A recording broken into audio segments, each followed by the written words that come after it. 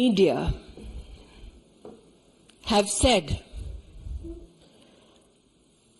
TMC পার্টির লোক দেখে যাবে কোন বাড়ির বউ দেখতে সুন্দর. Translation: Men of the TMC party will come to homes and check which woman is beautiful. In Bangla, they said to journalists, Ke kom boishi, who is how young? The women of Sandesh Khali have said this to journalists regarding the TMC and their conversation with the husbands of women who are crying out for help. In Bangla, the husbands of these Hindu women were told, "Tumi shami hote paro, kintu tomar kono odhikar nei." The Hindu women's husbands were told, "You can be a husband indicating in name only, but you will now have no rights." Then the Bangla women have said to journalists about the TMC, "Niye chole jabe rater por rat. They will take us night after night." They say, "Jotokkhon tater monta na bhorbe, totokkhon tomar rihai nei." Till the time the TMC men were not satisfied, night after night, you have no escape. Ladies and gentlemen of the media, these are the women of Sandesh Khali who are crying out for help, for protection. Mamata Bandyopadhyay is known for the genocide of Hindus. That she will now allow her men to pick out Hindu young married women to be raped night after night in the TMC office cannot be articulated in mere words. The question is, can we as citizens be mute spectators? Who is this man who is charged by the women of Sandesh Khali of mass rape of Bengali Hindu women? And I say this because these women, when they spoke to the media locally, said that they were particularly identified for being married and Hindu. Till now, everybody was wondering who is Sheikh Shah Jahan. Now the question is that Mamata Bandyopadhyay has to answer, where is Sheikh Shah Jahan? The last time, ladies and gentlemen of the media, you heard of this name is when ED officers were gheraud, injured, pelted with bricks and stones, so much so that the ED gave a statement that 3 of their officers had suffered from injuries which were intended to cause death. Mamata Bandyopadhyay, you have traded the dignity of SC, ST, fishermen, families and farming communities and their women for your political benefit. Where is Sheikh Shah Jahan?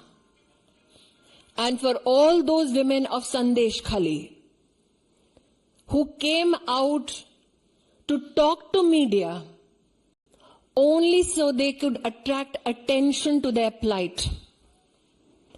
Section 144 now is applicable in Sandesh Khali so that those women have no opportunity to assemble and speak. So those in the media who work fairly and freely hear the voice of the women of Sandesh Khali, become their voice and ask, where is Sheikh Shahjahan? Why would Mamata Bandyopadhyay allow a door-to-door search by TMC Gundas so that young, married Hindu women could be identified and continuously raped? In Hindi now. पश्चिम बंगाल में संदेश खाली में कुछ महिलाओं ने media को संबोधित करते हुए बांग्ला में अपनी व्यथा को व्यक्त किया। ये संभव है कि जिनको बांग्ला नहीं आती वो उन महिलाओं की व्यथा को, क्रोध को, उनकी अवस्था को ना समझा हो। इसलिए आज उन महिलाओं ने जो बांग्ला में कहा उसका मैं हिंदी अनुवाद राष्ट्र के सम्मुख रखना चाहती हूं। बांग्ला में उन महिलाओं ने पत्रकारों से गुहार लगाते हुए कहा, टीएमसी के गुंडों के बारे में, पार्टीर लोक देखे जावे कौन बाड़ीर बहू देखते सुंदर। टीएमसी के लोग घर घर जाकर देखते थे किस घर की कौन सी बहू सुंदर है। के कौम बॉयशी, उम्र में कौन कम है। ये बंगाल की संदेश खाली की महिलाएं पत्रकारों से बांग्ला में कह रही थी कि उनके पतियों को आकर टीएमसी के गुंडों द्वारा बोला जाता, तुमी स्वामी होते पारो किंतु तुम्हार कोनो अधिकार नहीं।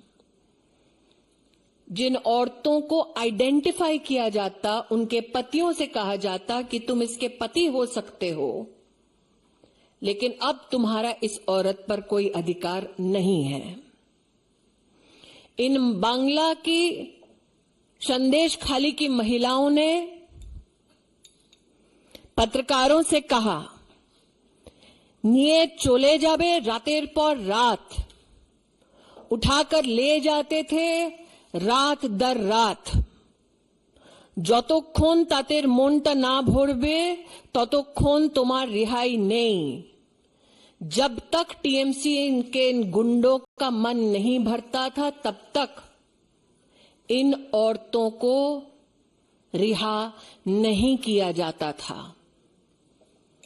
ये आरोप है जो संदेश खाली की दलित, जनजातीय, मच्छीमार समाज और किसान परिवार की महिलाओं ने मीडिया के वहां पर लोकली पत्रकारों से गुहार लगाते हुए कहा।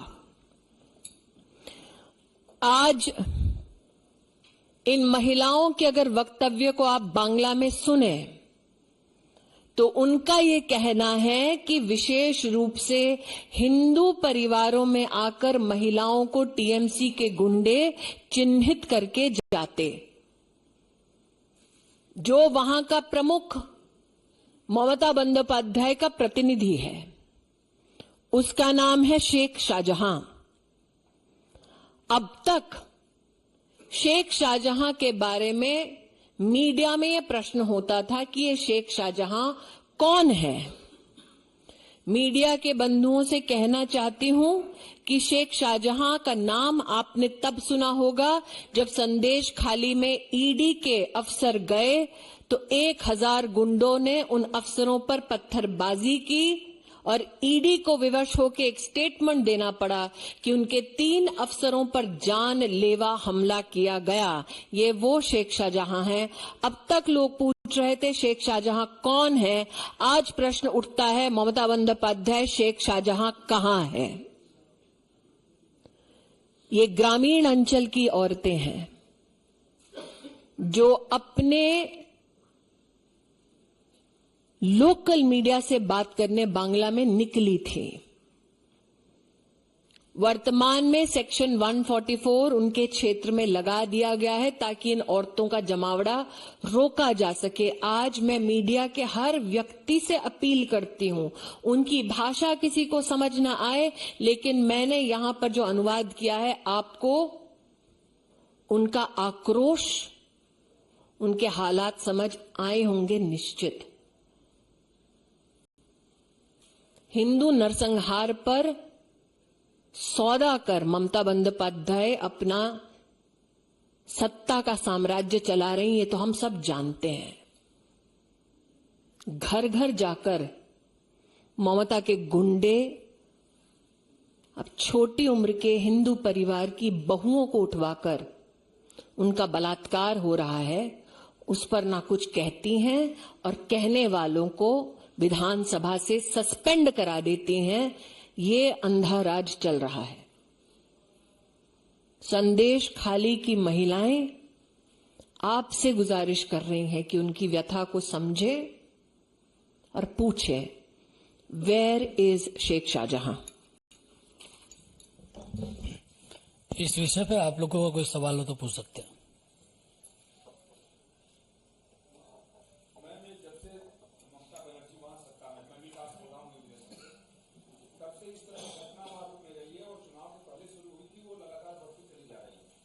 ऐसा नहीं लगता है कि बंगाल में कानून व्यवस्था की स्थिति अत्यंत ही खराब है, समझदारी फांसी की वहां बहुत होते दिखाई दे रहे हैं, तो केंद्र सरकार को हस्तक्षेप करना चाहिए।